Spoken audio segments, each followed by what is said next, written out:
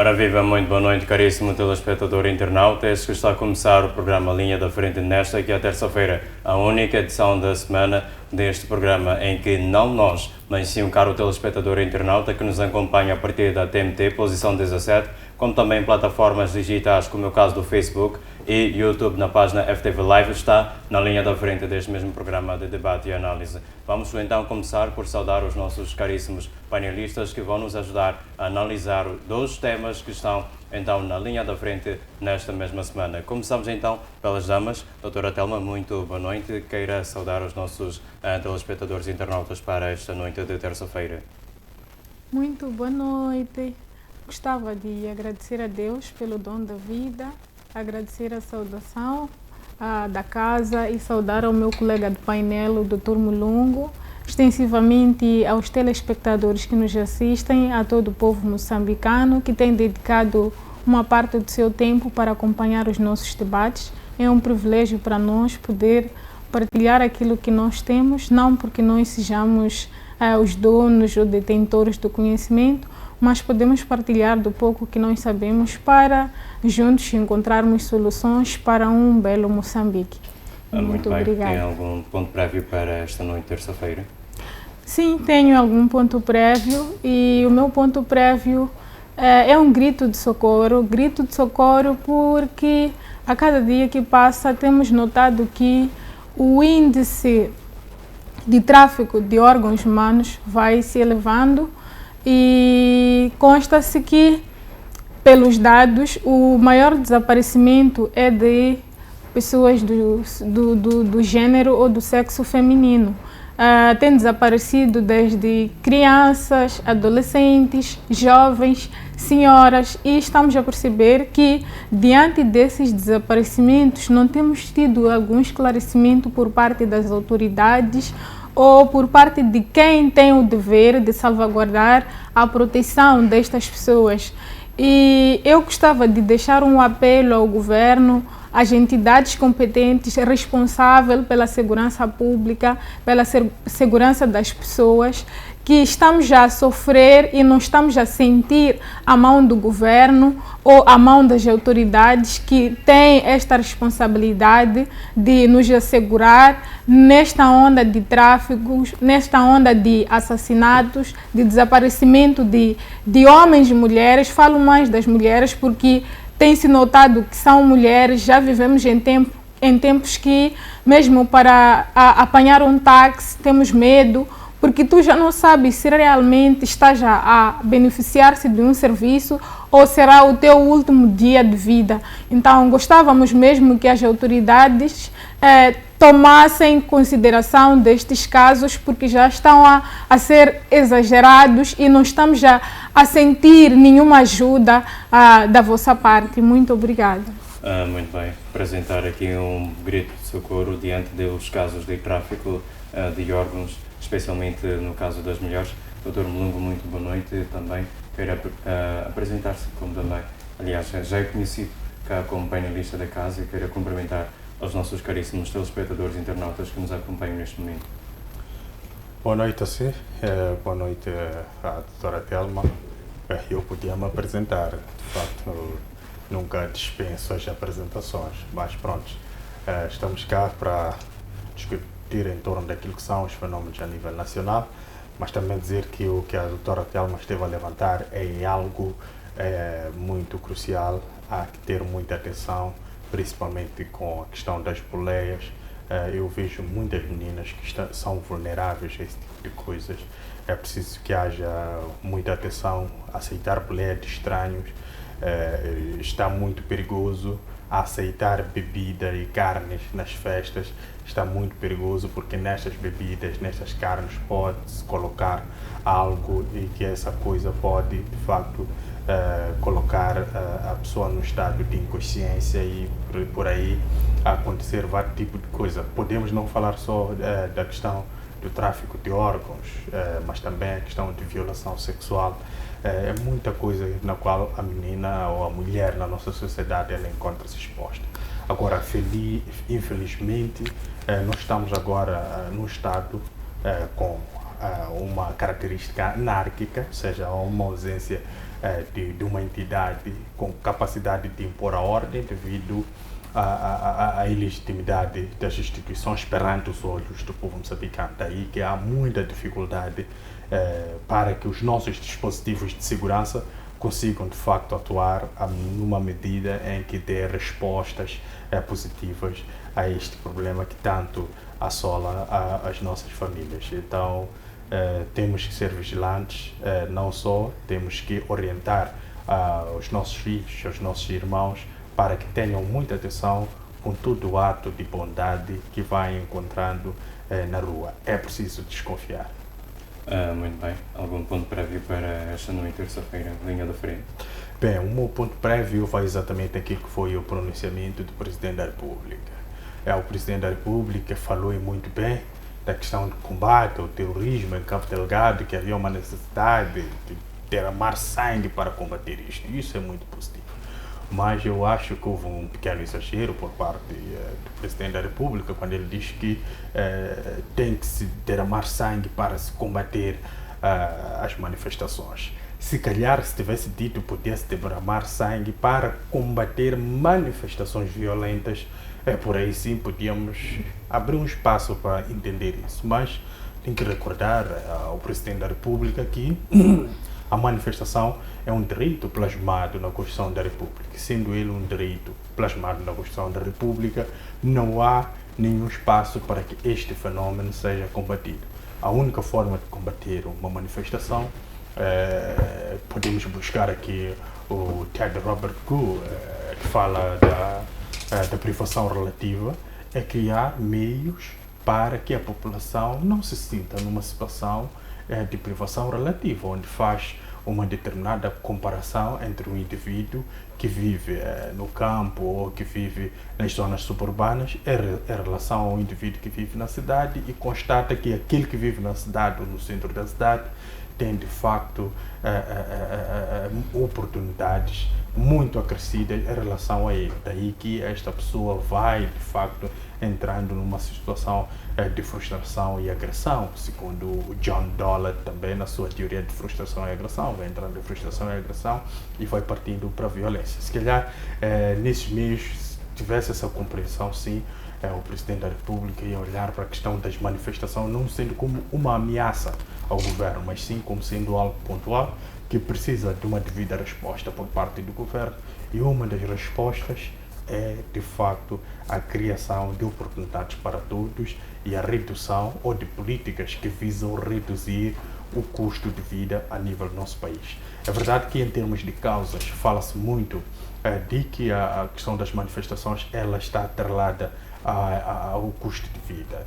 É preciso perceber que vai sofrendo certas mutações essa questão das manifestações no nosso país. Numa primeira fase era por causa dos resultados eleitorais, mas isso já está ultrapassado, então agora entramos na questão do custo de vida. Então é uma manifestação multifacetada porque o povo moçambicano tem vários tipos de problemas, então eles a cada momento vão levantando um por um,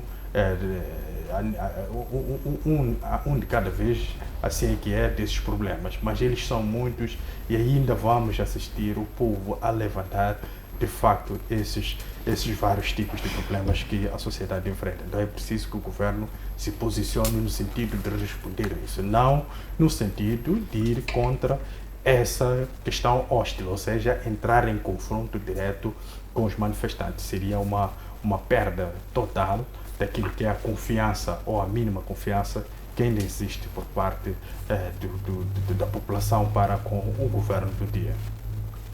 Muito bem, muitíssimo obrigado, Dr. Melon, como também a Dra. Telma. Estão apresentados os pontos prévios para esta noite de terça-feira do programa Linha da Frente.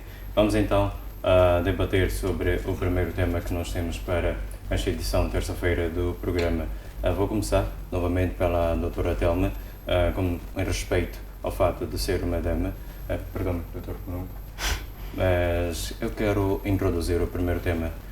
Caríssimos telespectadores, o Presidente da República anunciou então medidas para a mitigação ou redução do custo de vida no país diante das manifestações que vieram então ocorrer e, de certa forma, aumentar aquilo que é o custo de vida das famílias moçambicanas e, inclusive, também aumentar um custo dos empresários e os custos operacionais. Nesta vertente, vamos também falar sobre o segundo tema, que tem a ver com o plano de recuperação empresarial ou econômico implementado especificamente o que está a CTA na linha da frente deste mesmo plano. Mas vamos então primeiro para este primeiro tema. Medidas anunciadas pelo Presidente da República. Que impacto é que estas medidas podem ter a curto e longo prazo diante da confiança que a população pode ter para o Executivo moçambicano? Bem, muito obrigada pela palavra. Relativamente às medidas, eu acho que as medidas que foram tomadas, elas não terão um impacto assim muito positivo. Não é pessimismo, mas eu acho que chego a esta conclusão porque, por exemplo, tivemos a medida da redução do preço do combustível. Para mim foi inconcebível um governo reunir para diminuir 46 centavos. 46 centavos. É óbvio que aqui falou-se de outras medidas que eu acho que elas têm mais impacto no âmbito empresarial e que esses são os que trazem o produto final ao consumidor, que é a redução das taxas de juros diante dos bancos comerciais, o alongamento dos prazos para pagamentos. Estas medidas são medidas que elas podem ter um impacto para a aceleração econômica e incentivar aos investidores, aos empresários, neste caso as pequenas e médias empresas, a continuar a investir. Mas em contrapartida, temos aqui alguém que precisa fazer a aquisição dos produtos, dos bens e serviços que são prestados por estas empresas, que é o cidadão. A vida do cidadão, ela só pode ser mais leve ou pode ter um custo de vida baixo quando, por exemplo, toma-se uma medida de redução de imposto. Digo redução de impostos e taxas por quê? Porque é o que reflete automaticamente na vida do cidadão. Reflete automaticamente na vida do cidadão, porque se eu baixo o IVA na compra do arroz, na compra do óleo, na compra do sabão, se cobra-se 17% do IVA, eu, por exemplo, baixo 10% daquilo que são os 17% do IVA, agora são 16%, perdão, porque baixou de 17 para 16. Se, por exemplo, temos já metade daquilo que é o IVA que é cobrado atualmente, nós vamos assumir que se, por exemplo, tira-se 10% de um produto que custa 1000 meticais, nós vamos adquirir aquele produto a 900 meticais. Então, aí estamos a falar de uma situação em que se é para comprar pão, se é para comprar 1 quilo de arroz, se eu comprava 5 quilos, eu já posso planejar comprar 6 quilos de arroz. Isso reflete automaticamente na vida do cidadão. Mas as medidas que impactam a área empresarial não significa que elas não sejam importantes, mas elas não vão refletir diretamente ou a curto prazo na vida do cidadão. E outra questão que eu tenho reparado é que no âmbito deste processo de procurarmos encontrar medidas para a recuperação econômica, temos um fato que está a ser ignorado, que é a quebra do contrato social com a população. Por mais que os empresários vão adquirir financiamento aos bancos comerciais para ter novos investimentos, enquanto as pessoas que precisam comprar ainda não estão em unanimidade com o governo, com as instituições que prestam bens e serviços, não estamos já a correr 10 passos para frente e 20 passos para trás, porque do que adianta investir enquanto o que tem que adquirir aquele produto outrora poderá aparecer para manifestar ou para vandalizar, porque não concorda com os preços que provavelmente serão aplicados. Então, eu acho que o primeiro passo antes destas medidas de recuperação econômica é encontrar a paz. Eu vou dar um exemplo olhando para aquilo que é uma das estratégias que são usadas pelos países do primeiro mundo, como Estados Unidos, que controlam a economia mundial. O que eles usam para continuar a escravizar boa parte dos países africanos é fomentar guerras entre esses países africanos. Eles têm como seu maior negócio as guerras, financiamento de armas, e eles são aqueles que acendem o fogo e eles depois aparecem como quem vem para apagar o fogo, mas eles não apagam pura e simplesmente. Tem um benefício por tirar. Nós podemos olhar que vários países africanos que, após as guerras de libertação colonial, não aderiram, por exemplo, ao financiamento, eles não aderiram à dívida pública para recuperação econômica, como, por exemplo, a Líbia, a Botsuana. Esses países, eles tiveram um crescimento econômico muito acelerado comparativamente aos outros países africanos que optaram por guerras civis depois da implantação de algumas medidas que o Banco Mundial e o FMI implementaram, que era a introdução de sistemas multipartidários para que se respeitem os direitos humanos, as escolhas dos cidadãos,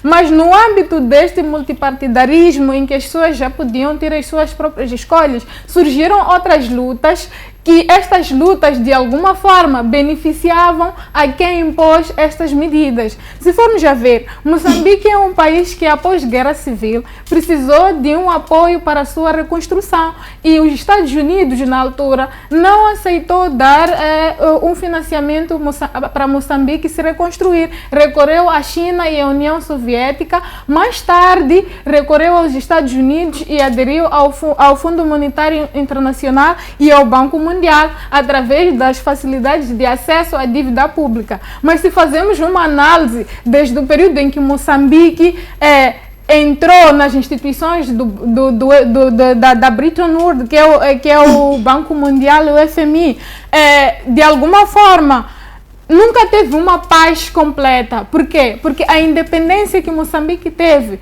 é uma independência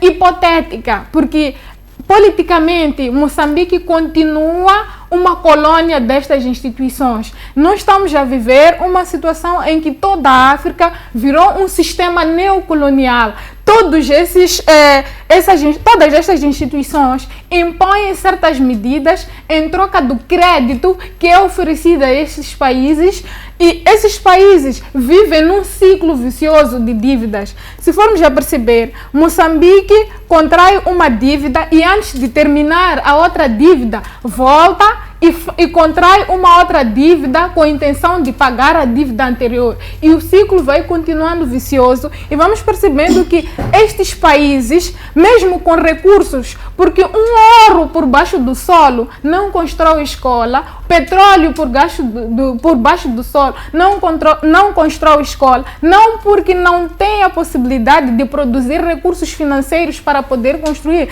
mas se estás num país que não tem maquinaria, não tem uma indústria transformadora, não tem equipamentos, não tem infraestruturas resilientes para poder fazer a extração desses minérios e produzir recursos suficientes para responder aquilo que são as necessidades, a pessoa que te vai dar o empréstimo vai trazer aqui como condicionalismo: eu exploro os teus recursos para pagar a dívida que tens comigo. Vou trazer aqui um exemplo dos Magermans. No tempo da guerra e nesse período de recuperação econômica, Moçambique chegou a entregar boa parte dos recursos humanos do seu país para trabalhar na República Democrática da Alemanha.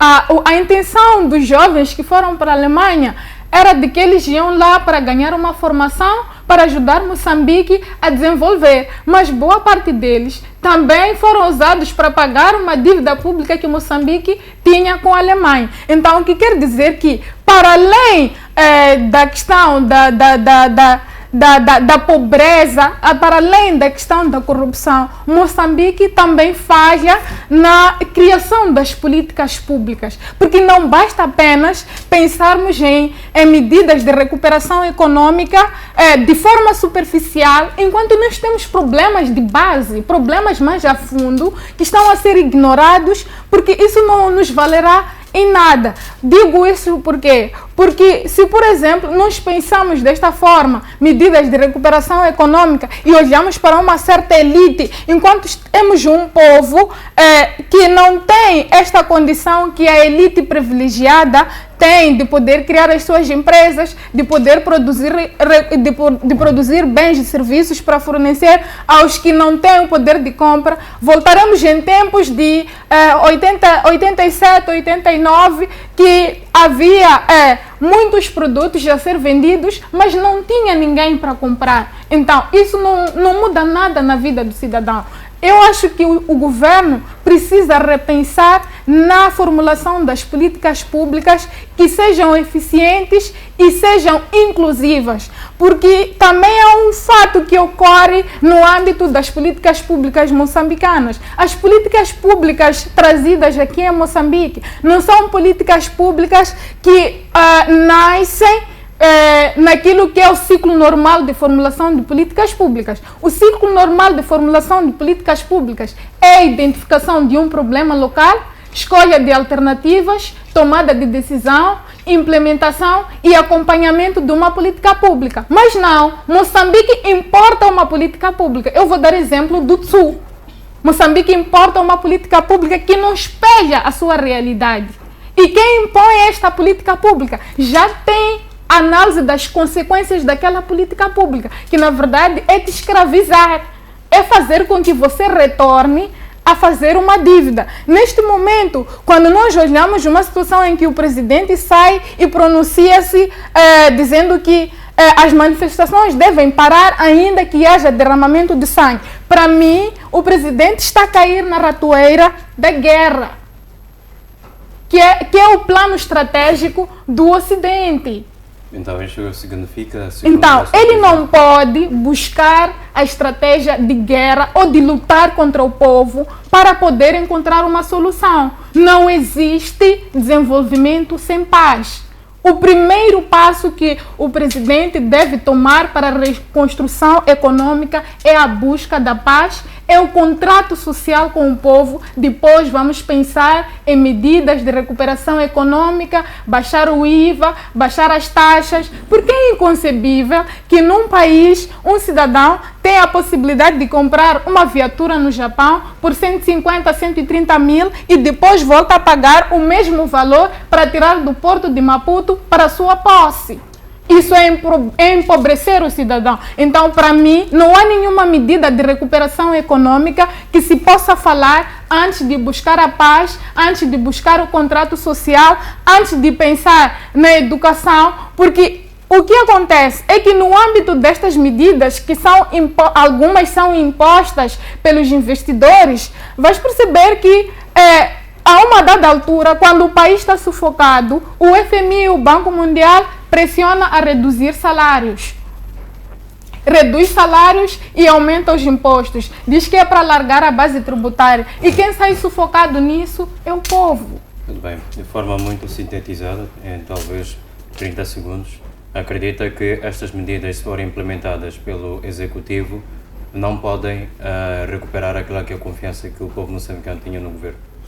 Para mim não terá um efeito desejado. Podem ter um efeito, mas não é o efeito desejado pelo povo. Na minha sincera análise, não terá um efeito desejado. Muito bem, muito obrigado. Dr. Nuno, volto para si com a mesma pergunta.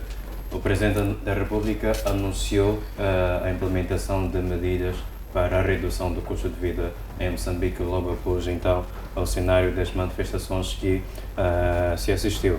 Estas mesmas medidas podem ter um impacto imediato a curto e longo prazo, tanto economicamente como também na confiança que o povo moçambicano pode ou não ter no Executivo? Bem, numa primeira fase, o governo tem que passar a ser um governo ativo e não um governo reativo. É inconcebível que a essas alturas o governo esteja a tentar responder problemas pontuais, ou seja, que esteja a tomar uma decisão hoje e a esperar que tenha um efeito para o dia seguinte. Isso é inconcebível para quem tem um plano com o Estado. Eu vou usar aqui um exemplo simples, porque a colega falou tudo, só para tentar clarificar, porque estou mesmo alinhado com o pensamento dela. É assim, nós temos o sistema religioso. O sistema religioso, dentro dele, nós temos várias religiões. Digamos assim, temos os muçulmanos, o que é o sistema islâmico, temos os cristãos, ortodoxos, budistas. Então, ele é um sistema que está estabelecido de tal forma que obedece uma estrutura. Quando você sai à rua, diz que vou fazer uma evangelização, você já tem uma ideia de como proceder para evangelizar o indivíduo. Já tem uma estrutura organizada que você só precisa obedecer. Então, isso é algo sistemático. Então, um Estado que queira desenvolver precisa ter coisas sistematizadas, ou seja, setor econômico sistematizado, setor político sistematizado, setor social sistematizado. Para o quê? Para obedecer etapas estabelecidas até se alcançar as metas.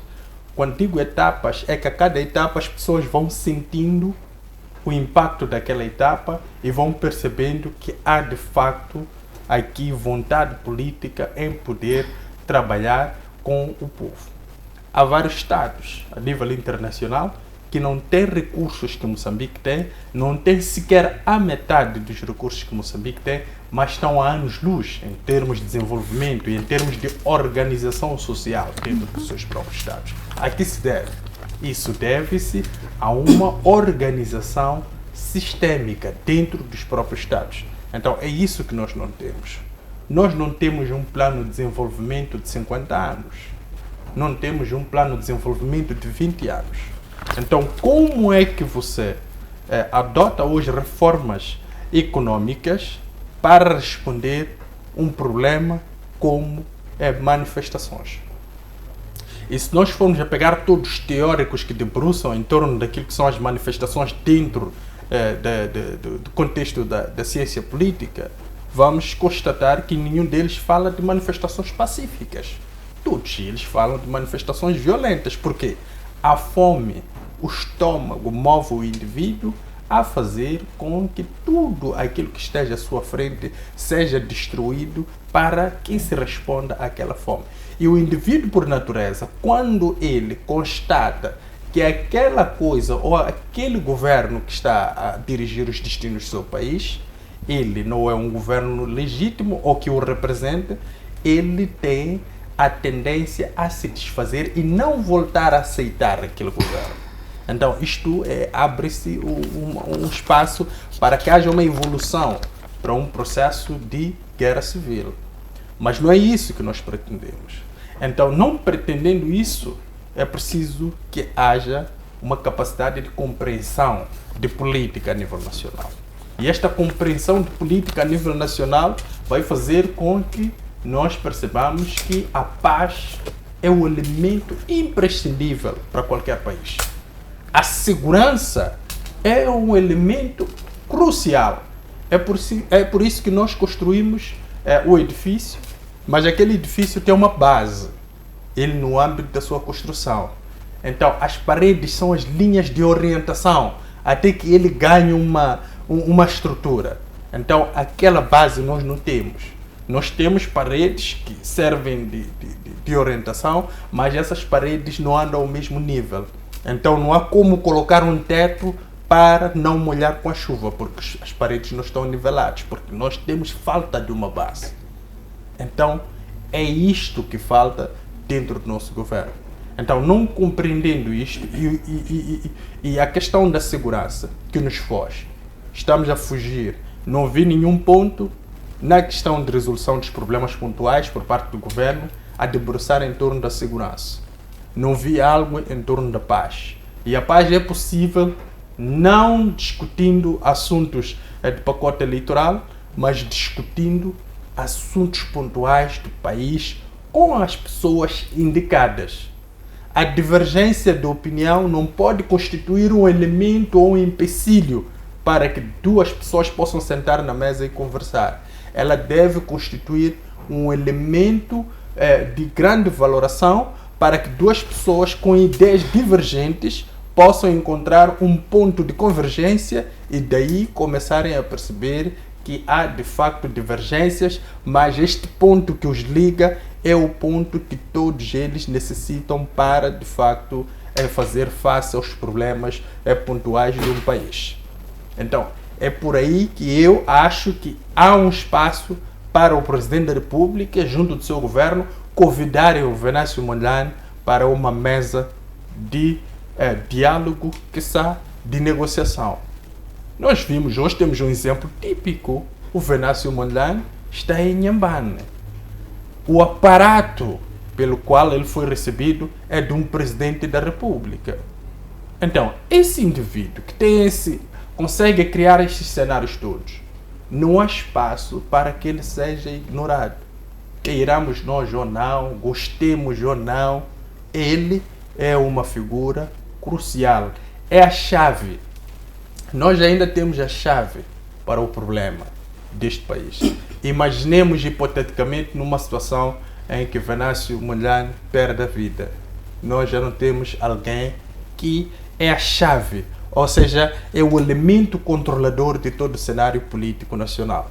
Então é preciso que nós tenhamos a consciência de que para esse plano econômico ou essas reformas econômicas tenham espaço, é preciso que o governo compreenda que a paz é o primeiro passo, a segurança é o primeiro passo. É por isso que em Freeman, quando tu lês sobre o interesse supremo do Estado, ele coloca a segurança em primeiro lugar. Quando ele fala do interesse vital do Estado, ele coloca a segurança em primeiro lugar. O que é a segurança? É um ambiente onde as instituições que lidam com a segurança funcionam devidamente e aí proporcionam um ambiente pacífico para a circulação de bens, serviços e pessoas dentro de um determinado tipo de Estado. Agora, quando nós estamos numa situação igual ao de Moçambique, onde há ausência disso tudo, onde temos um canto terrorismo em Cabo Delgado, temos maioritariamente na Zona Sul raptos, temos também raptos de mulher para a extração de órgãos, significa que alguma coisa está a falhar na nossa segurança. Então é preciso proporcionar a segurança para essas classes todas. E depois da segurança, nós vamos lidar com as reformas econômicas. Depois das reformas econômicas, aí vão entrar o ministro de planificação, acho que é assim como se designa o novo ministro, que é o Salim Valá, se a memória não me atraiçoa, vai entrar e ele vai ter como planificar algo para o desenvolvimento do Estado moçambicano. Agora, ele ser um ambiente estável não funciona. O ministro da Economia ser um ambiente estável não funciona. O das Finanças, idem. E, neste ambiente, a moeda tem a tendência a depreciar. Os preços têm a tendência a disparar. E também o setor financeiro, ou seja, os bancos comerciais, vão aumentar as suas taxas de juros, porque haverá uma pouca procura em questão de endividamento por parte de alguns funcionários do Estado e também a questão das reservas obrigatórias do Banco de Moçambique, obrigatoriamente, porque o dinheiro entra numa situação de perda de controle total, vão ser elevadas as taxas. Então aí tudo fica multiplicado a zero. Então, para não se multiplicar isso tudo a zero, vamos resolver o problema principal: paz e segurança. Aí sim vamos avançar para os outros pontos. Então, está a querer dizer que de nada adianta dar comida, entre aspas, ao povo moçambicano se não se garanta a segurança que este mesmo povo não consegue adquirir? É assim, pode-se dar comida ao povo moçambicano, mas em qual via você vai introduzir essa comida para chegar até o povo moçambicano? As estradas estão com barricadas, porque há problemas pontuais que não foram respondidos. E esses problemas, para responder, é preciso que o ambiente não seja hostil, tem que ser um ambiente pacífico. Então, como fazer chegar essa comida? E não só, porque o condutor do caminhão também é uma pessoa, tem uma vida por preservar, então ele também eleva a sua cobrança, o dono do caminhão, porque não há segurança, cobra mais, então o produto também eleva o seu preço. Então o indivíduo que é o beneficiário, lá nas zonas recônditas deste arroz, deste óleo, deste açúcar, quando recebe o produto já está com um preço elevado. O que é que ele faz? Faz manifestação, ou seja, entramos numa zona cíclica de manifestações porque não há ambiente estável. Então é preciso estancar o ambiente numa primeira fase, oferecer a paz aos moçambicanos, mas isso só se faz com decisões impactantes. Fora decisões impactantes não tem como restaurar a paz. Imagine hipoteticamente que o Presidente da República acorda e diz: a partir de hoje, daqui a mais 5 anos as portagens não funcionam. Isto é uma medida impactante. Isto, em certa medida, faz com que a pessoa compreenda que o Presidente ignorou a Revimo, a Traque, todas essas empresas, e ele vai conversar com as empresas para encontrar um mecanismo de como resolver isso, mas ele está do lado do povo. Neste momento não é preciso fazer política, é preciso que tenha compreensão daquilo que é a sensibilidade, o sentimento da maioria. O tecido social, ele encontra-se muito agastado, então é preciso que o contrato social seja renovado, mas deve ser com decisões radicais. Por mais que hajam pessoas descontentes no meio dessas decisões, mas se vão colocar o governo numa rota de pacificação entre a sua relação com o povo, é preciso que assim o prossiga. Muito bem, muitíssimo obrigado por responderem a esta primeira sessão de perguntas. Vamos então para a segunda pergunta-chave para este tema, envolto para a doutora Telma, para questionar.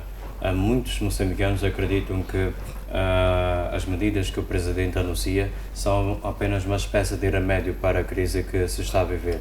No entanto, esta mesma crise, acreditam as pessoas, foi ajudada a se desenvolver pelo governo atual.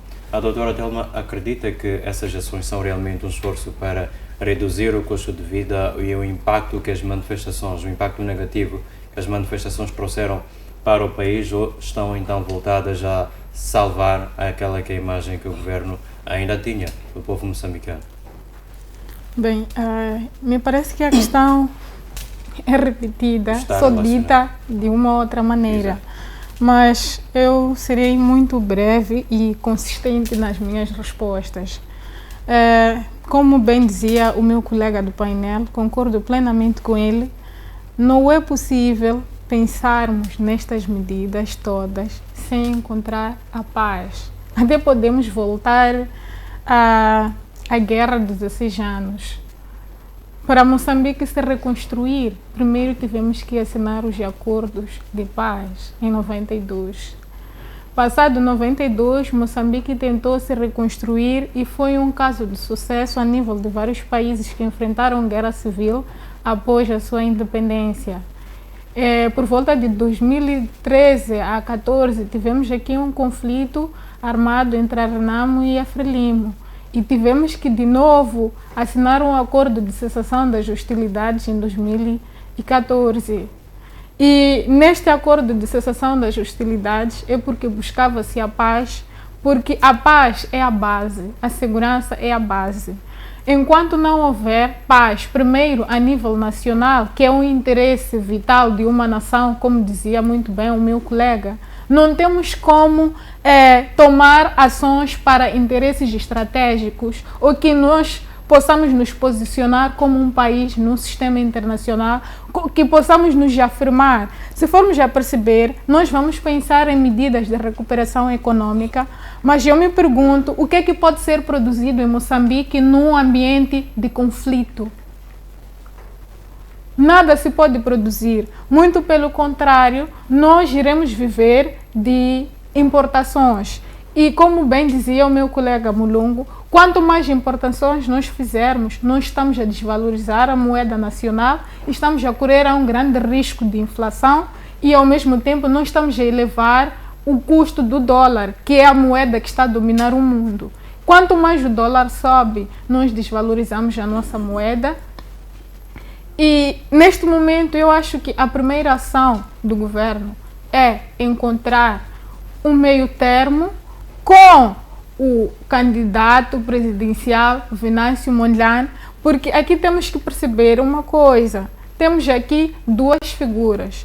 Um presidente legitimado pelas instituições do Estado, que é o presidente Daniel Francisco Chapo, e temos aqui um presidente legitimado pelo povo, um presidente em exercício e um presidente renomado pelas instituições. O que está a acontecer é que nós estamos diante de duas figuras. O cenário que o Dr. Mulungu acabou aqui de apresentar é um cenário que, modesta parte, escandalizou-me. Eu, quando vi o Venâncio Mondlane naquele comício em Inhambane, por acaso é um programa que eu vi um trecho ainda a sair de casa, e eu vi que ele foi recebido na estatura de um presidente, algo que, paradoxalmente, o presidente Daniel Francisco Chapo, para salvaguardar a sua segurança, ele deve andar com escolta policial, deve andar com BTRs, e ele não consegue parar diante do povo. Então, para mim, é um pouco vergonhoso ou um pouco caricato quando estamos diante de alguém que ele é denominado o presidente da República e ele não tem legitimidade diante do seu povo e ele sente-se intimidado para falar diante do seu povo. O que está a acontecer perante a governação do Daniel Francisco Chapo é que ele pode até impor medida, falar ao povo, mas ele não tem a possibilidade de fazer uma governação aberta, de aproximar, de auscultar ao povo, porque este povo não lhe acolhe. Então, se o povo não te acolhe, o primeiro passo de tu te sentires um presidente para este povo é encontrar um contrato social, é encontrar um diálogo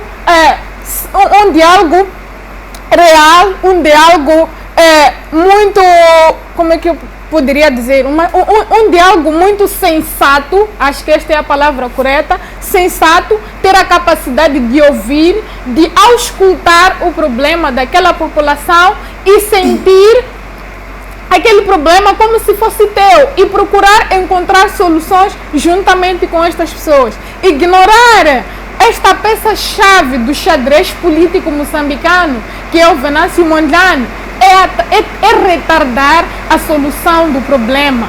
Podemos falar de N medidas de recuperação econômica.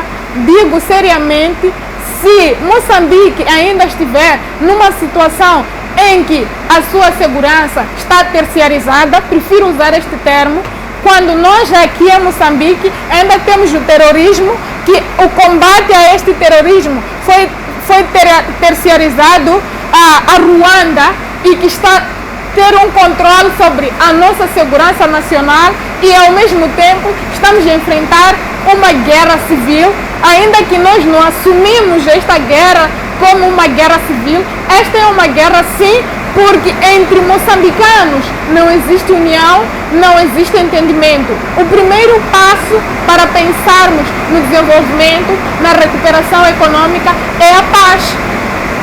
Tanto que mesmo as instituições que buscam a paz, que pode ser uma paz sem benefício, digo paz sem benefício porque tem um autor que é um economista, que eu gosto muito de ler a sua obra, que é o Joseph Alam. Ele fala muito bem de paz sem benefício, como o FMI bloqueia a reconstrução de Moçambique. Nesta obra, o Joseph Alam fala muito bem das medidas que foram impostas pelo FMI e Banco Mundial, que é o pré e o prés. No pré, tivemos aqui algumas medidas que impuseram Moçambique numa situação em que tinha que importar mais produtos e exportar menos. E nesta situação, nós caímos numa situação de inflação, de desvalorização da moeda. Temos aqui uma situação em que impõe a democracia. Não sou contra a democracia, mas nós percebemos que esta democracia fomentou guerras. Temos aqui uma situação em que Moçambique entrou em uma crise total. O FMI obrigou a privatização de todas as empresas estatais que haviam sido nacionalizadas, e esta foi uma outra forma de exploração, porque eles voltaram a se tornar investidores, deixando o diabo de fora, que seria o FMI, o Banco Mundial. Está aqui atrelada a corrupção, está aqui atrelado o elitismo, porque se formos a ver, no âmbito da privatização das empresas estatais, boa parte dos acionistas destas empresas são membros do governo, o que significa que estas empresas que deviam estar aqui a serviço do povo para satisfazer as necessidades coletivas públicas, estas trazem um retorno ou um benefício que volta e meia satisfaz a um certo grupo, a uma certa elite. Então, o primeiro passo de todos é a busca da paz, é o combate à corrupção, é salvaguardar a soberania do Estado através da segurança. Nós não podemos terciarizar a nossa segurança, porque enquanto nós ainda pensamos desta forma e ainda criamos inimigos entre nós, nós caímos na armadilha de uma pobreza sem saída, e a pobreza, a fome, a falta de educação, que é uma das medidas que estas mesmas instituições impõem. Quando o país está numa fase de aperto, eles mandam reduzir salários, mandam reduzir a despesa pública para a área da educação, para a área da saúde, para a área de segurança, que são as áreas vitais de uma nação. A questão que eu coloco aos governantes, como é que eles podem colocar um país a desenvolver sem que estas áreas estejam a funcionar devidamente? Pode-se pensar no alargamento da base tributária. Alarga a base tributária e vai retirar o dinheiro de quem que conseguiu como? Porque não tem bases para poder ter recursos. Exato. Muitíssimo obrigado, doutora Telma. Volto para o Dr. Mulungu para perguntar. Falamos sobre a isenção do IVA. Como é que o governo poderia recuperar ou compensar a isenção ou então a receita tributária decorrente dessa isenção do IVA? Bem, é algo muito, vou dizer assim, caricato, porque a questão do IVA, ela per si, não vai resolver de uma forma impactante este problema de pressários de produtos da primeira necessidade. Ela vai reduzir, mas não aquele nível desejado. A estas alturas, ajustes como 10 meticais, 20 meticais, ou seja, percentagens mínimas, elas não vão se refletir de facto naquilo que é a expectativa da população. Porque nós estamos num dilema. O governo tem que tomar decisões para satisfazer a população, para que esta população garanta um meio ambiente pacífico para que o governo tenha espaço para se reorganizar. Mas ao fazer isso é que ela cria também uma outra clivagem com o setor empresarial. Então o setor empresarial também vai entrando numa rota de colisão com o governo, porque o governo obrigou a eles a praticarem preços insustentáveis.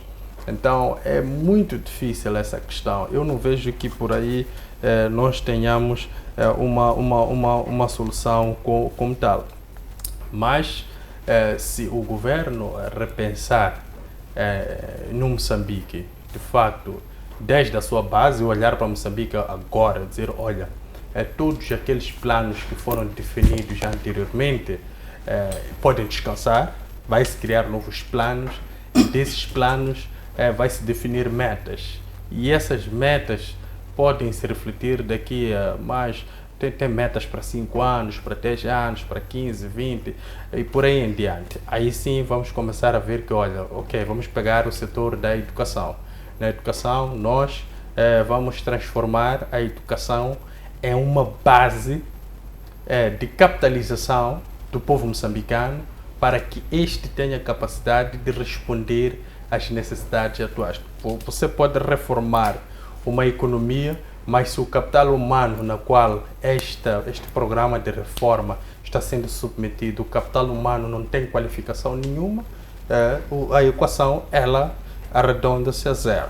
Se numa outra vertente tu tens uma reforma econômica, numa situação em que o capital humano, quando este tem problemas de saúde, vai a um posto de saúde, aí há problemas lá de facto em poder satisfazer essa necessidade pontual de saúde.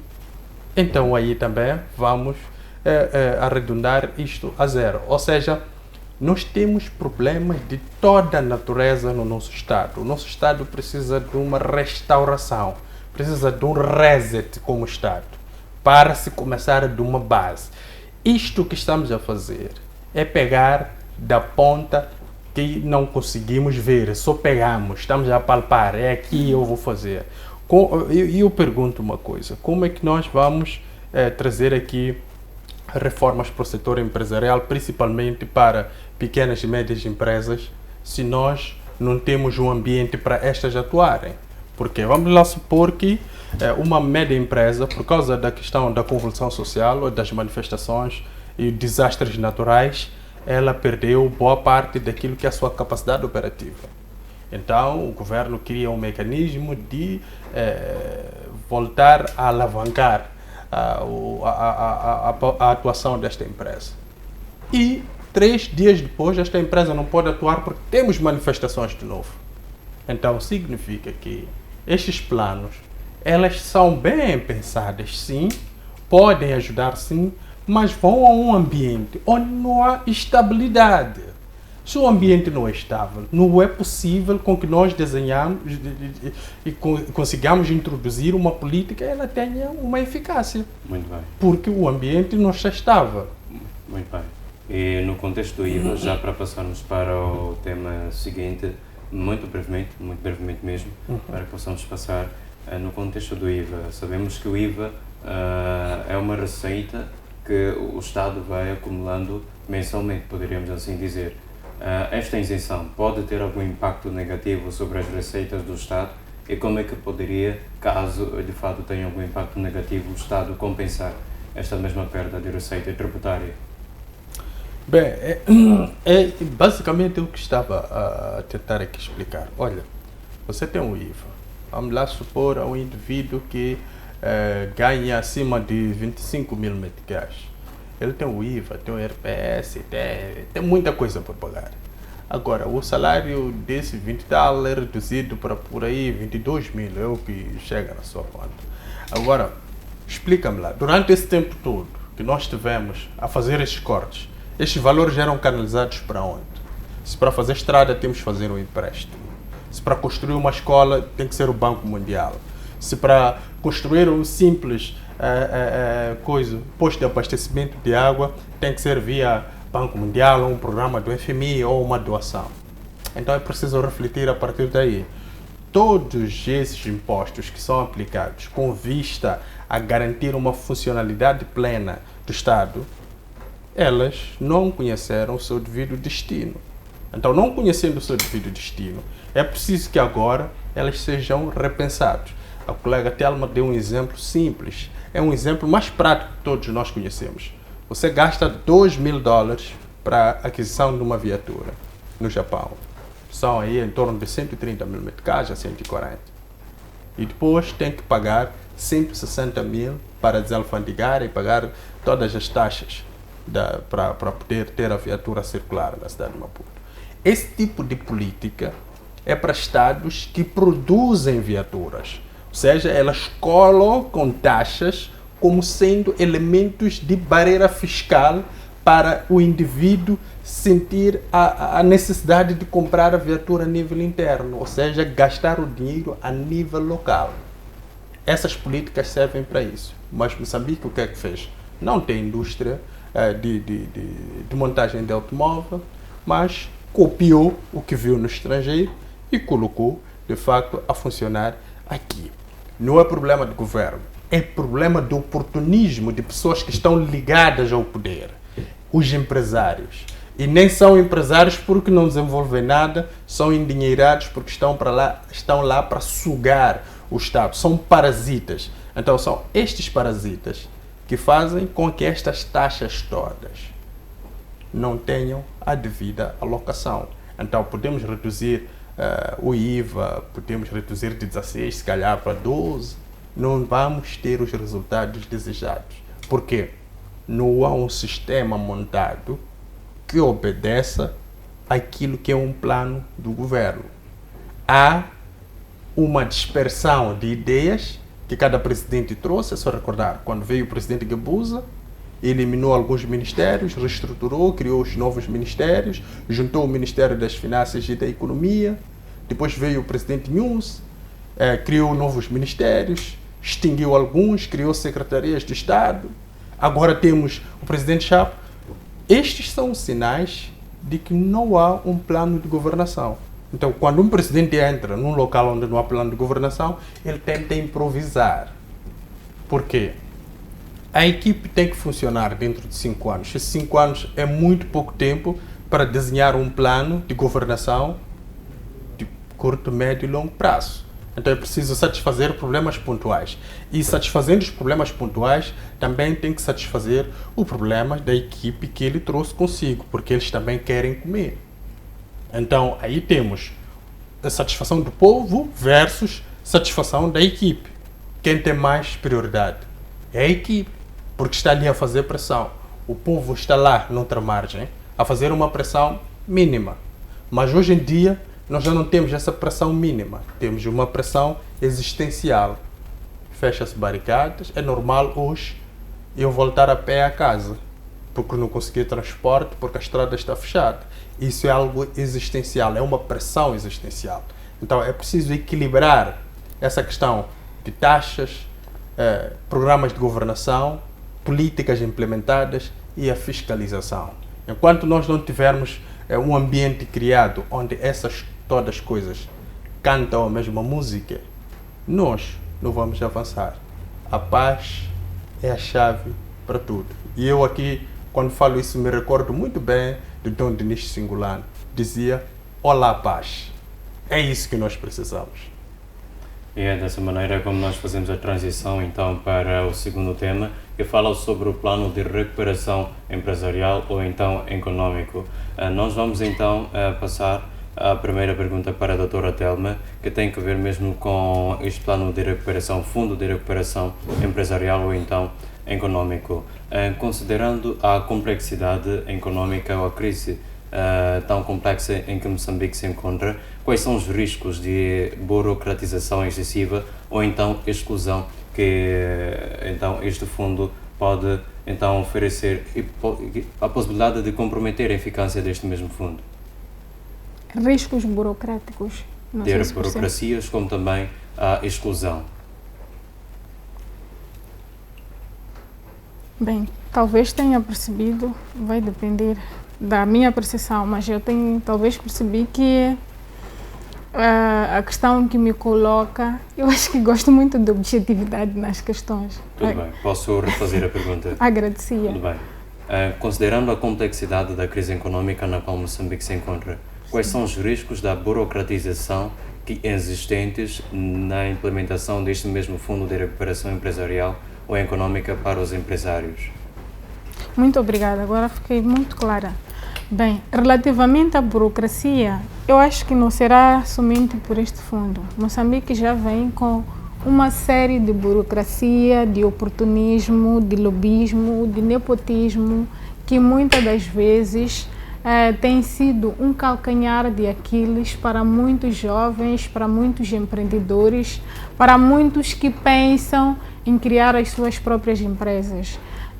Vou dar exemplo para a aquisição de um espaço que é em Moçambique, para colocar um estabelecimento, partindo desde o chefe do quarteirão, o secretário do bairro, o posto administrativo, a administração, para tu adquirires um alvará simples, vais passar por uma série de burocracias, por uma série de empecilhos, que se fores uma pessoa de um punho fraco, podes até desistir. E estamos aqui a falar de um fundo que também envolve recursos financeiros. O que tem acontecido é que em caso de fundos que envolvem recursos financeiros, muitas das vezes impõem-se certas burocracias que chegam a fazer com que as pessoas desistam de adquirir esses fundos e de também executar aquilo que são os seus planos.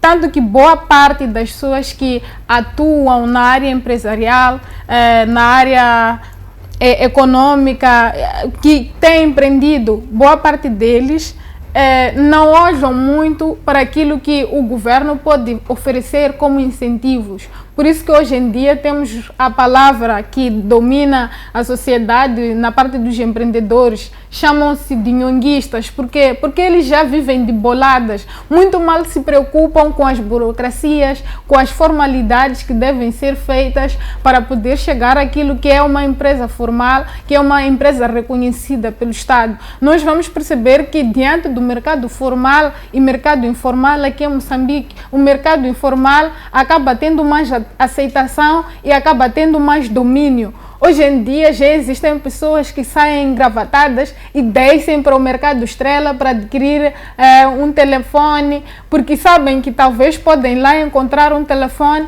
mas aquele jovem ali teve dificuldades para encontrar um espaço para poder montar a sua barraquinha ou a sua loja, e ele acabou instalando uma banquinha qualquer para ali conseguir sustentar a sua família. Então eu acho que no meio disso tudo deve também haver uma liberalização sob o ponto de vista administrativo, de tratamento de documentos para legalização de empresas. Existem sim instituições para licenciamento de atividades econômicas. Tu tens o alvará, mas também há uma série de processos que devem ser seguidos para chegar ao estatuto de um empresário, ao estatuto de um empreendedor reconhecido por conta destas burocracias. Então, é algo que eu neste momento poderia chamar a atenção, dizer que talvez poderia se aliviar um pouco as burocracias, não na parte financeira, mas na parte administrativa para a legalização das empresas, de modo que as pessoas sintam-se mais livres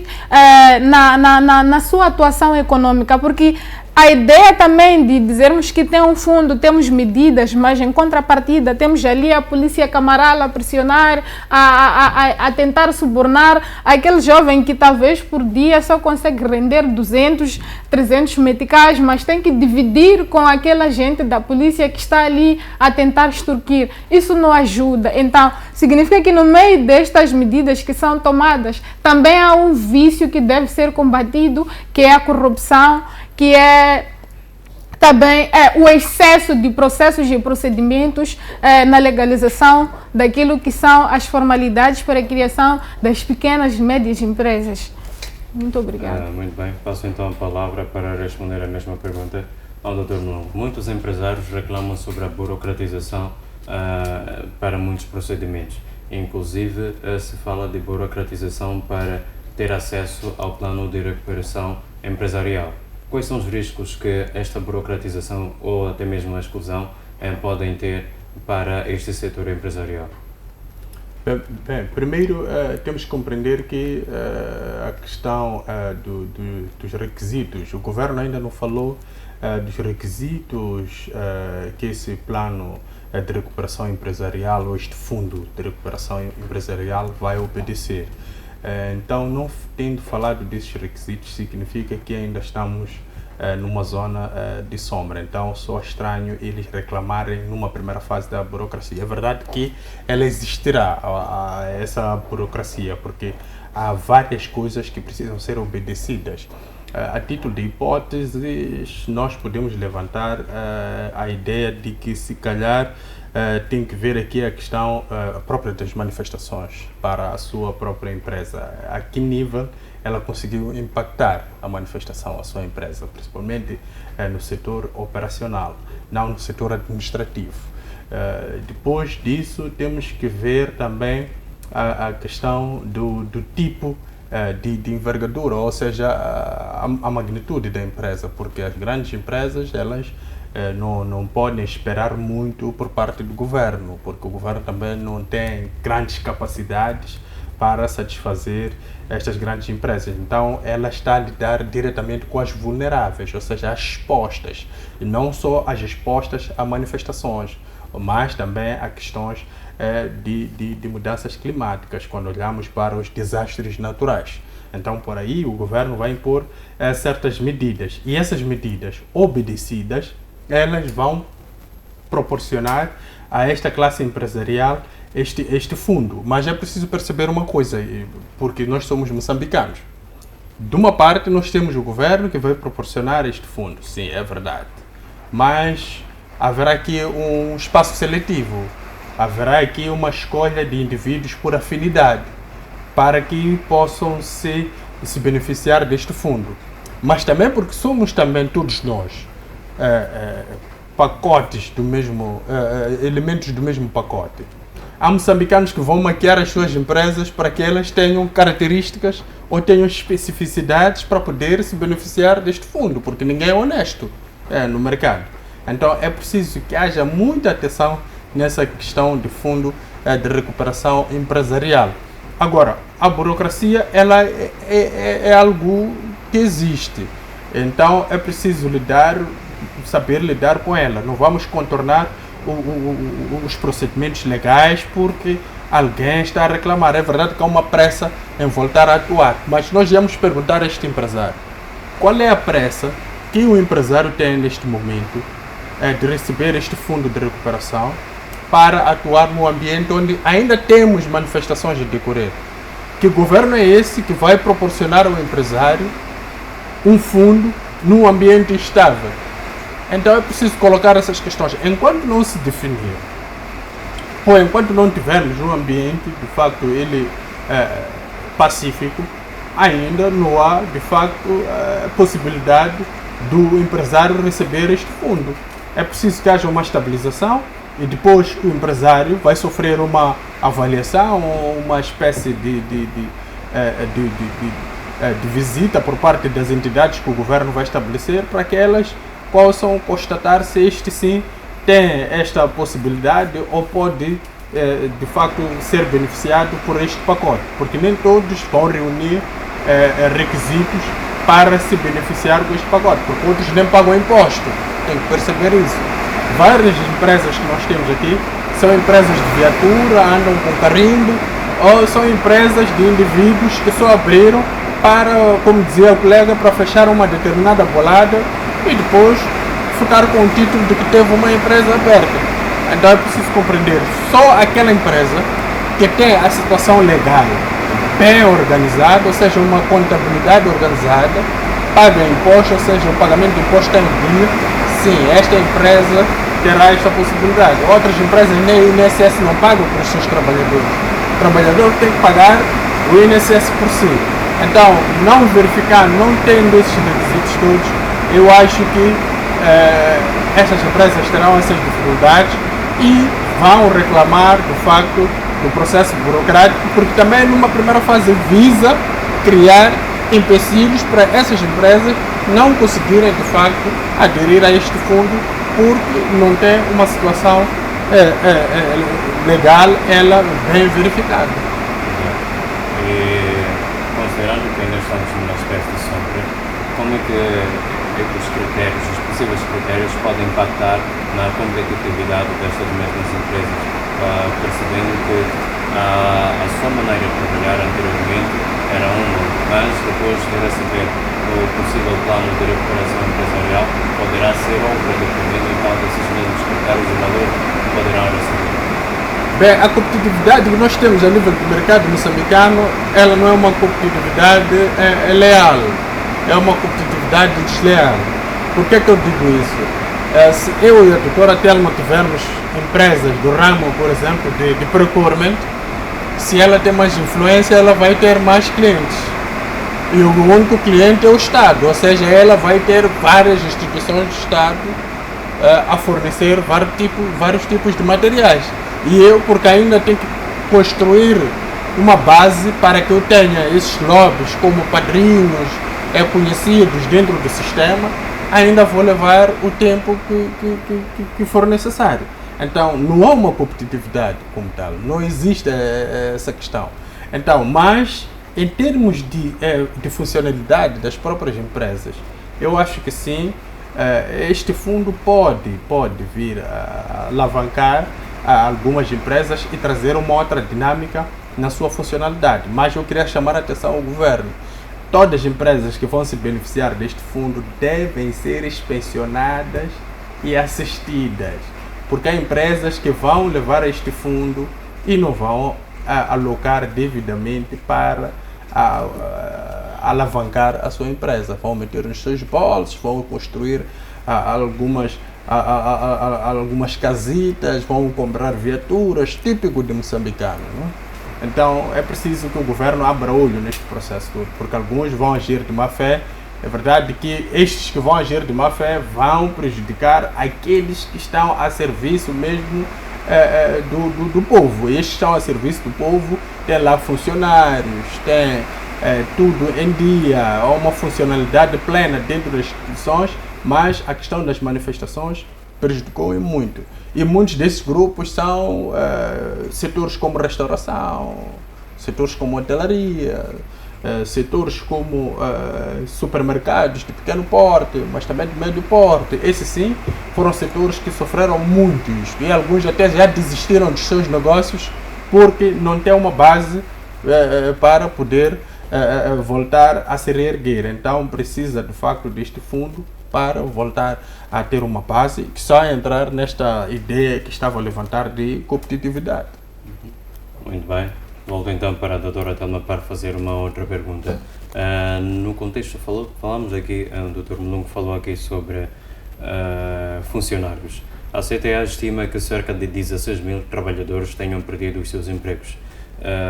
Como é que se pode garantir que a implementação deste mesmo fundo de recuperação empresarial traga de volta estes mesmos trabalhadores aos seus setores e também possa então ajudar a atender às necessidades dos setores produtivos como também da sociedade, tendo em consideração que os setores mais afetados são o setor da indústria, comércio, como também hotelaria, restauração e turismo, que o Dr. Mulungo citou? Bem, estes setores poderão restaurar ou devolver os empregos das pessoas que perderam seus empregos, porque nós assumimos que todas as empresas que foram atingidas pelas manifestações, elas tiveram que encerrar as suas atividades no âmbito das manifestações, porque a boa parte das empresas ficaram sem recursos para continuar, sem estrutura para continuar, desde os próprios edifícios, a infraestrutura toda ficou toda devastada. A partir do momento que estas empresas apresentarem requisitos e provas de que elas foram realmente atingidas pelas manifestações e poderem beneficiar deste fundo, acredito que poderão devolver a estabilidade no ponto de vista de fornecimento de emprego às pessoas que se beneficiavam daquele trabalho, mas também pode devolver uma estabilidade social, porque se formos a perceber, boa parte destas empresas que estavam a operar e tiveram que fechar e têm estes trabalhadores e que neste momento estão desempregados, são as mesmas pessoas que se voltam à rua para manifestar. E eles manifestam por quê? Porque numa condição de calamidade, porque eu considero aquilo uma calamidade, numa condição de calamidade, boa parte deles foram despedidos e nem sequer tiveram uma indemnização. Eu recordo-me que nesta onda de encerramento de empresas, já recebi um telefonema de uma ex-colega da faculdade a perguntar se eu entendia de direito, porque ela estava a trabalhar há 10 anos e o seu patrão era um patrão chinês e estava para indemnizar, mas a indemnização não correspondia àquilo que é a base legal de uma indemnização estabelecida, que é 1/3 do seu salário por cada ano, e também os subsídios que este mesmo trabalhador devia oferir mediante o tempo de serviço ou o subsídio de antiguidade que esta mesma poderia oferir. Era uma indemnização aleatória que o empregador queria aqui oferecer, e eles também não sabiam onde recorrer. Então, quando o governo aparece com esta iniciativa de modo a apoiar estas pequenas e médias empresas, sobretudo a indústria transformadora, hoteleira, terça-feira, as pessoas voltarão a trabalhar, poderão colocar pão nas suas famílias e, de certa forma, também pode nos ajudar no âmbito do processo da busca da paz e de resolvermos com o povo que está neste momento a manifestar, porque não manifesta apenas por ausência de segurança, saúde, educação, mas também há aqui um elemento crucial. Tirar emprego é automaticamente tirar pão na mesa. Então, isto pode realmente ter um impacto positivo sob o ponto de vista de devolução de empregos daqueles que perderam seus empregos no âmbito das manifestações. E quais são as medidas que podem ser implementadas para garantir que este mesmo fundo atenda a estas necessidades? Bem, uma das medidas que eu acho que devem ser colocadas é o que eu falei quando estava a falar da formulação de política pública. Esta é uma política que está sendo trazida para a recuperação econômica. Há um fato que é muito desleixado no âmbito de implementação de todas as políticas aqui em Moçambique, sejam elas econômicas, sejam elas sociais. Nós não fazemos um acompanhamento, não fazemos a fiscalização, não fazemos a inspeção. Então, para que estas políticas possam ter a sua devida eficiência e eficácia, eu acho que a partir do momento que uma determinada empresa recebe este fundo, ela deve receber um acompanhamento, uma monitoria, uma inspeção, para saber até que ponto esta empresa está a responder àquilo que é a necessidade pela qual o governo financiou, que é manter com que estas pessoas que perderam seus empregos continuem empregadas, os devidos descontos que devem ser feitos tanto à empresa como o pessoal, neste caso o IRPS, o INSS, porque o que acontece é que temos boa parte de empresas que não pagam os direitos que devem ser pagos ao Estado. Também temos empresas fictícias. Temos aqui, eu serei um pouco bruta na expressão, teremos aqui algumas empresas fictícias que serão criadas momentaneamente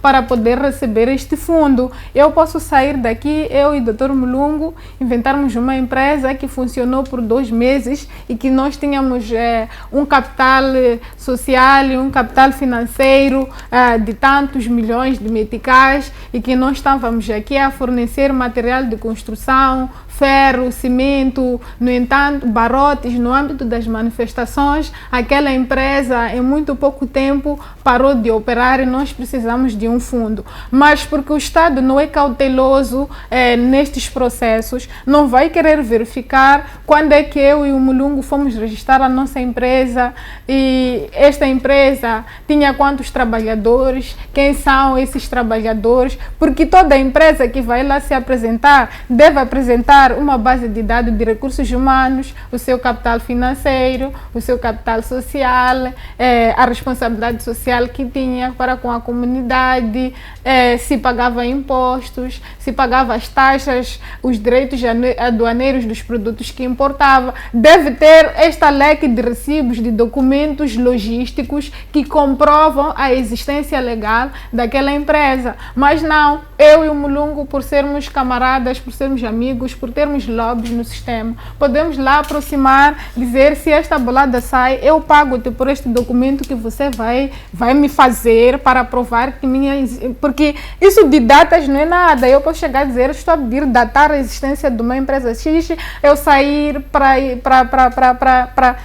para onde faz o licenciamento das empresas, eu pedir um alvará que iniciou no ano de 2021, enquanto eu nunca tive uma empresa, vou criar características específicas para poder ter este fundo. Então, é este cuidado que se fala de excesso de burocracia que o governo deve ter. Há burocracias realmente que nós não precisamos, que é corromper as pessoas que realmente estão aqui a operar para satisfazer as necessidades coletivas, impedir que essas pessoas operem, mas também há burocracias que nós queremos, que é de combater este tipo de pessoas que fazem lavagem de dinheiro, que fazem desvio de aplicação daquilo que é o fundo do Estado. Muito bem, muitíssimo obrigado, doutora Telma.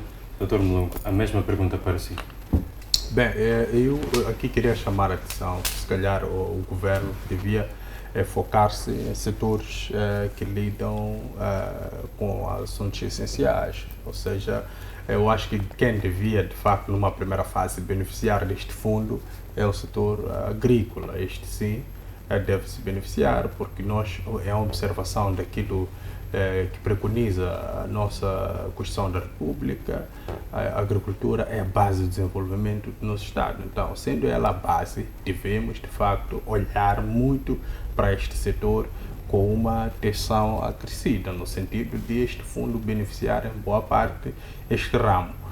Numa outra vertente também podemos pegar a indústria também das médias empresas sofreu muito. Por que temos que falar das médias e não as grandes empresas? É que as pequenas e as médias empresas, elas têm pouco acesso ao crédito a nível do setor financeiro, porque estão extremamente expostos a riscos econômicos, em detrimento das grandes empresas. As grandes empresas têm uma capacidade de poder, de facto, ter aderência do crédito e estão menos expostos a riscos econômicos. Então, temos que olhar muito para este setor da agricultura, da industrialização, da indústria e também de venda, se calhar, de produtos essenciais, tal como produtos da primeira necessidade, para que numa primeira fase tenhamos uma resposta impactante, ou seja, isto produza alguma coisa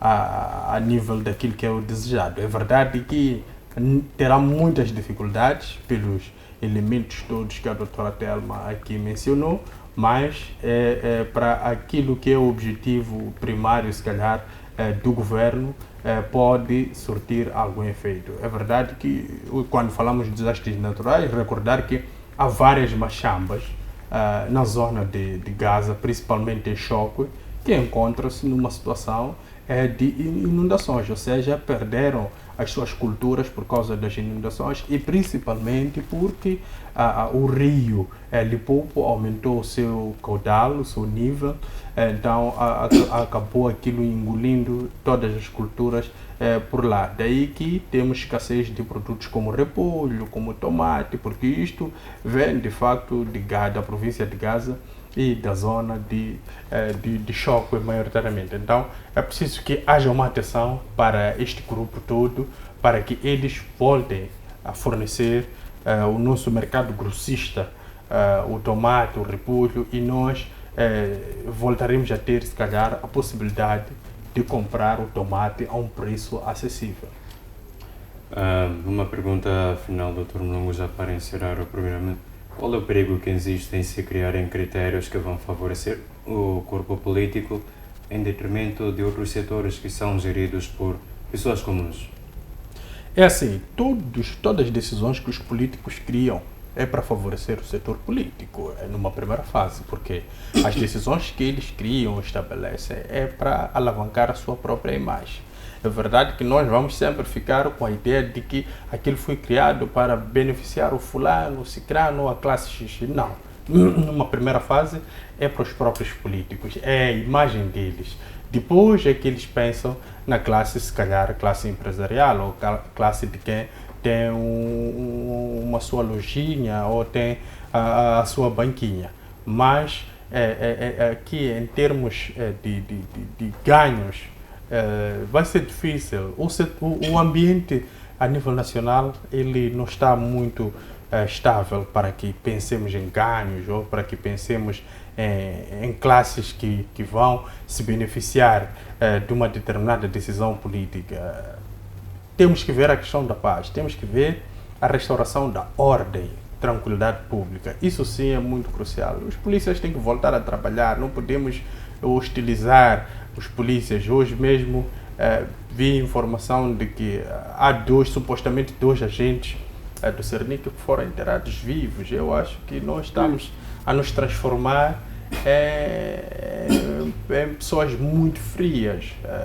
O povo moçambicano, é verdade que não é um povo tão pacífico como se diz, mas até este nível não se esperava. Então é preciso que haja uma reconciliação, é preciso que se produza consenso entre a polícia e a população para restaurarmos a ordem. Nós estamos cansados de ser vigias das nossas residências, de andar a olhar para os lados nas nossas ruas e sempre que cruzar-se com alguém, ficarmos preocupados se aquela pessoa é um assaltante ou não. Desconfiamos-nos todos porque não há um trabalho da polícia, porque há um empecilho. Nós próprios, como população, impedimos a polícia de trabalhar, e a polícia também impediu em boa parte porque também atuou mal para com a população.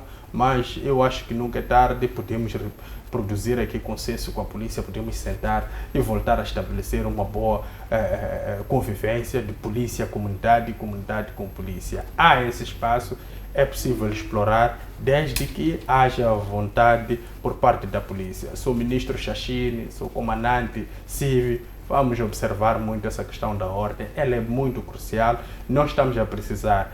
Temos os nossos atos, sim, mas há esta necessidade de restaurarmos esta boa convivência entre a polícia e a população. Mas isso é feito a partir dos atos. Os atos da polícia têm que ser no sentido de defender o povo e não de hostilizar este povo. Muito bem. Doutora Telma, uma última pergunta. Não sei se queria comentar o que o Dr. Mulungu esteve a comentar, mas uma última pergunta, mesmo que foi colocada.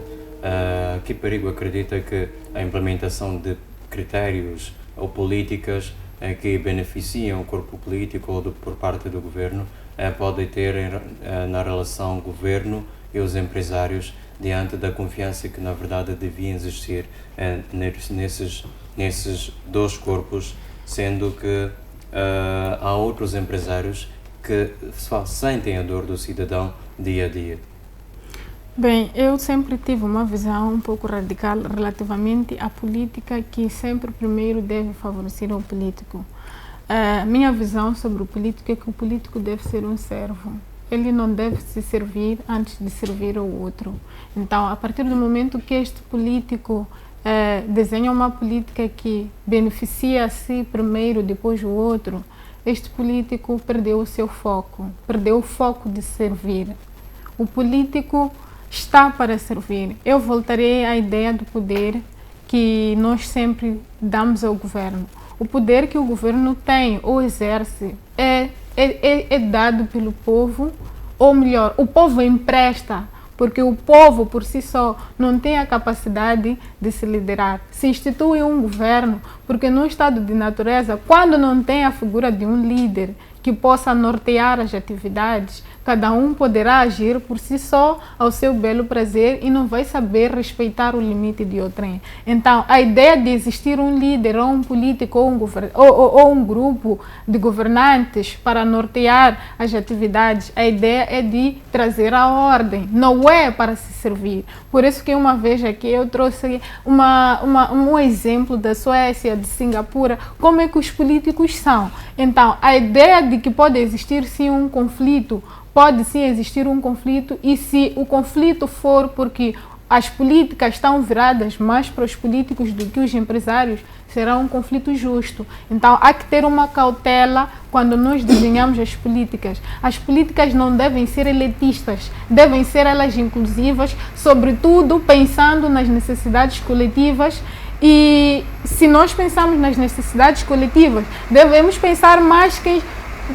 desenhar políticas pensando para quem está mais virado ao povo. E falamos aqui de alguns setores que poderiam beneficiar ou que seriam prioritários de beneficiar deste fundo empresarial. Para mim, olhar para a indústria hoteleira, restauração, para mim estes setores, não que não sejam importantes, são importantes sim, porque eles podem nos trazer recursos financeiros através de visitas turísticas e tudo mais. Mas para mim não é prioridade para um país que está a passar por fome.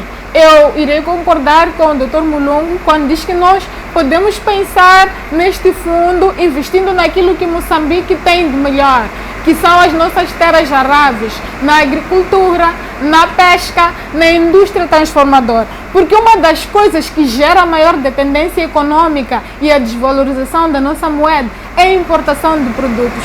Se nós investimos na indústria transformadora, indústrias de produção de bens e serviços de primeira necessidade, como produção do sabão, do arroz, do açúcar, do óleo, de tantos outros produtos de primeira necessidade. Estaremos aqui a empregar pessoas, mas também estaremos aqui a produzir produtos que nós vamos parar de importar e ao mesmo tempo vamos alavancar o valor da nossa moeda.